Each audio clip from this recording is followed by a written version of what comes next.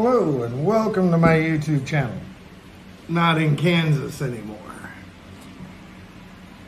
As I said, today we're going to be talking about campaign finance reform.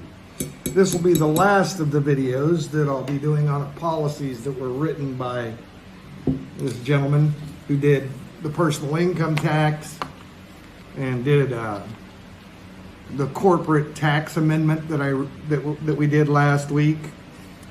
And this all ties back to the Citizens United. I'm going to read the opening statement here, and then I'm going to cherry pick a few bullet points. As always, I will put a complete PDF down in the description of this video below so that you can look at the policy yourself. Let's get into it. Opening statement.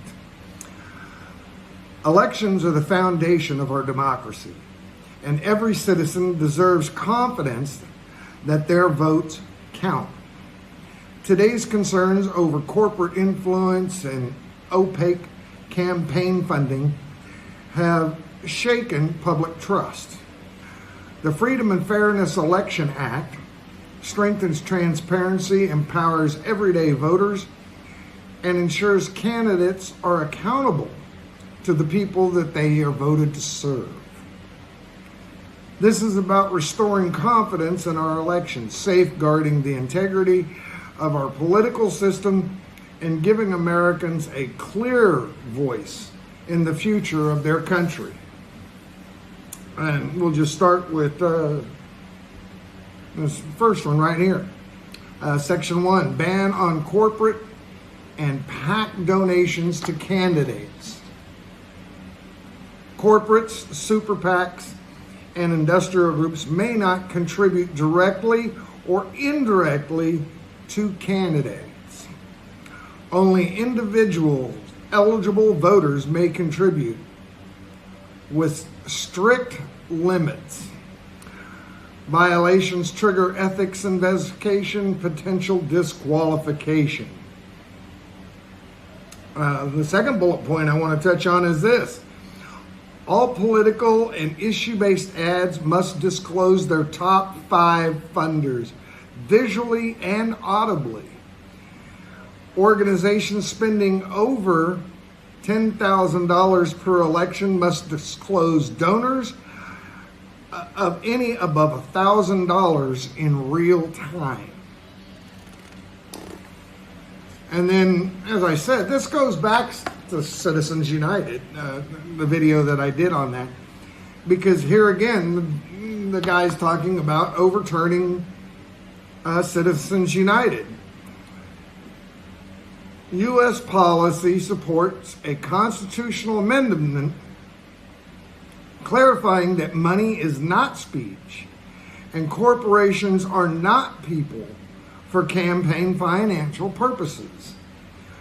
Okay, it says Congress will work with the states and civic organizations to draft education and promotional ratification. So this is, like I said, same guy. And, you know, I broke down why he wants to get rid of Citizens United. And I said in an earlier video, I think that the principles that it was started over were sound. But I think that in combination with the freedomspeech.net lawsuit plus the Citizens United, it allowed things to happen that weren't planned for. It allowed dark money to enter our campaigns. And what I mean by dark money is, as I said, nonprofits right now currently don't have to disclose who is their contributors. Where did they get their money from for these campaign ads? And the amount of money doesn't have to be disclosed. It can be into the millions of dollars. And for me personally, I don't want China or Russia or some other country, any other country, running campaign ads for my political candidates in my country. I don't want them involved at all. And yes, it's illegal for them to contribute to a campaign, but it is not illegal for them to contribute to these nonprofits and say, this is the candidate we want you to back. And don't tell anybody where the money comes from. And it's perfectly legal. Here's the closing statement. Our democracy works best when elections are fair, transparent, and accountable. By limiting undue influence and making campaign funding more visible and encouraging participation from everyday Americans, this act restores trust in government and strengthens the institutions that protect our republic. These reforms are about ensuring every vote matters and that the American people remain at the center of our democracy.